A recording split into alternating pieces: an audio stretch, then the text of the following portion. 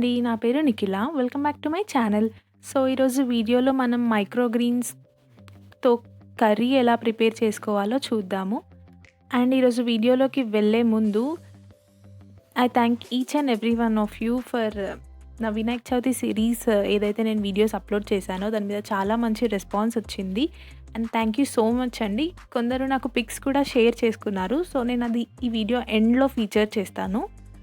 And ఇప్పుడు చూసారు కదా, మైక్రోగ్రీన్స్ నేను హార్వెస్ట్ చేస్తున్నాను. మీకు ఈ మైక్రోగ్రీన్స్‌ది కంప్లీట్ డీటెయిల్డ్ వీడియో లైక్ ఎలా నేను గ్రో చేశాను అనేది మీకు కంప్లీట్‌గా డీటెయిల్ వీడియో కావాలి అంటే నాకు కింద కామెంట్ సెక్షన్‌లో చెప్పండి.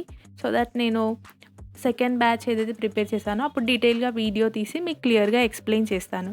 సో, పైనున్న లీవ్స్ మాత్రమే మనకి యూజ్‌ఫుల్. ఈ కిందిది ఫంగస్ లాగా ఫార్మ్ అవుతుంది. సో, ఇదంతా మనకు అవసరం లేదు. సో, అదంతా తీసేసి మనం పక్కకి పడేయొచ్చు. సో, కర్రీ ప్రిపేర్ చేయడానికి నేను ఇక్కడ స్టవ్ ఆన్ చేసి ఒక గిన్నె పెట్టుకున్నాను.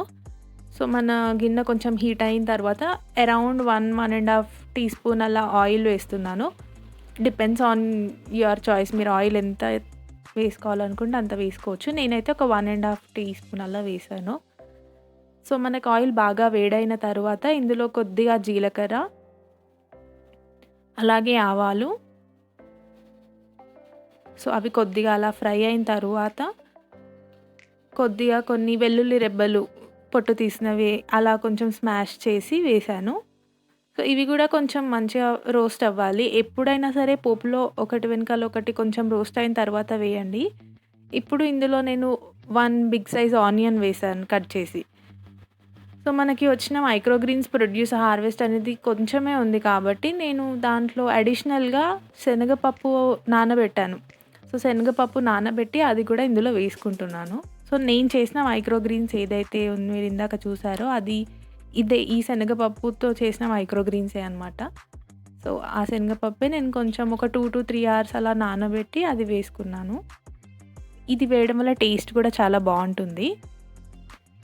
సో, మనకి శనగపప్పు వేసిన తరువాత అది కొంచెం ఆయిల్‌లో ఫ్రై అయితే తినేటప్పుడు మనకు టేస్ట్ బావుంటుంది. ఆ పచ్చి వాసన అనేది లేకుండా. సో, అది కొంచెం ఫ్రై అయ్యే వరకు అలా వదిలేయండి.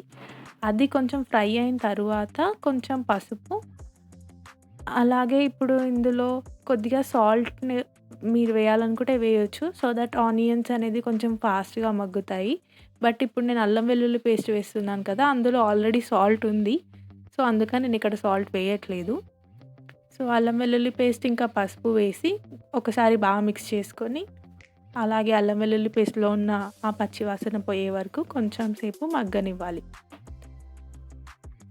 సో, అది ఇప్పుడు కొద్దిగా మగ్గిన తర్వాత నేను పచ్చిమిర్చి యాడ్ చేస్తున్నాను. ఇక్కడ నేను ఎండు కారం వాడట్లేదు. సో, పచ్చిమిర్చి అందుకే వేశాను. మీరు ఎండు కారం వేయాలి అనుకుంటే పచ్చిమిర్చి స్కిప్ చేసి రెడ్ చిల్లీ పౌడర్ వేసుకోవచ్చు. సో, పచ్చిమిర్చి కొంచెం వేగిన తర్వాత మన మైక్రోగ్రీన్స్ ఏదైతే శనగాకు కట్ చేసుకున్నామో ఆ శనగాకు ఇందులో వేస్తున్నాను. వేసిన తరువాత కొద్దిసేపు అలా ఫ్రై చేసుకోండి. వాటర్ ఏం వేయకుండా ఆకులో ఉన్న కొంచెం పచ్చివాసన వెళ్ళే వరకు ఫ్రై చేసుకోండి. మూత పెట్టి అలా వదిలేయండి కొంచెం సేపు. సో దట్ దాంట్లోంచి వాటర్ అనేది కొంచెం బయటికి వస్తుంది. ఇప్పుడు చూస్తున్నారు కదా, వాటర్ కొంచెం రిలీజ్ చేసింది ఆఫ్టర్ 5 మినిట్స్. సో, ఇప్పుడు నేను ఇందులో కొంచెం వాటర్ యాడ్ చేస్తున్నాను. మీకు ఎంత గ్రేవీ ఎలా కావాలి అంటే అంత వాటర్ యాడ్ చేసుకోవచ్చు. నేను కొంచెం మీడియం కర్రీ లైట్ టెక్స్చర్ ఉండడం కోసం వాటర్ కొద్దిగా యాడ్ చేశాను. ఇప్పుడు ఇందులో సాల్ట్, మీకు ఎంత సాల్ట్ కావాలంటే అంత సాల్ట్ వేసుకోండి. సాల్ట్ వేసిన తర్వాత అది కొంచెం వాటర్ అనేది స్లైట్‌గా బాయిల్‌కి వస్తున్న టైంలో ఇందులో నేను ఇప్పుడు ధనియాల పౌడర్ వేసుకుంటున్నాను. సో, ఇది కూడా ఆప్షనల్. మీకు వేయాలంటే వేయొచ్చు. నా దగ్గర కొత్తిమీర అవైలబుల్ లేకుండే సో నేను వేయలేదు. మీకు కొత్తిమీర దొరికితే మీరు కొత్తిమీర కూడా ఈ స్టేజ్‌లో వేసుకోవచ్చు.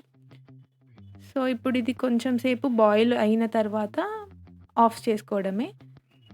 చూస్తున్నారు కదా, ఇది బాగా బాయిల్ అవుతుంది. సో, ఇప్పుడు మనం ఇంక ఇది స్టవ్ ఆఫ్ చేసుకొని సర్వ్ చేసుకుంటే మన మైక్రోగ్రీన్స్ చనా కర్రీ రెడీ.